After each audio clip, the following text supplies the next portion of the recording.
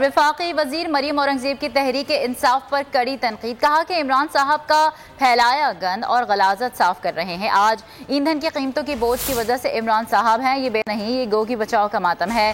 नून लीगी वफाकी वजीर मरियम औरंगजेब ने ट्वीट में कहा कि मुआशी दहशतगर्द और मुआशी बारूदी सुरंगें बुझाने वाले आज अपनी नालायकी, नाअहली और लूट मार का मातम कर रहे हैं। साजिशी टोले ने 4 साल मुल्क को लूटा और आवाम के खिलाफ साजिश की। मरियम औरंगजेब का कहना था, आज बरादर ममालिक सऊदी अरब और UAE से मुल्क की तरक्की के लिए कारोबारी शराकत दारियां हो रही हैं। इमरान साहब कशकोल लेकर दर दर की ठोकरें खा रहे हैं।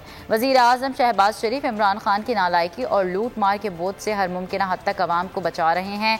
आज अवाम को 4 साल के बाद सस्ती चीनी, आटा और घी मिल रहा है, क्योंकि आज कार्टल्स और माफिया मुसल्लत नहीं हैं।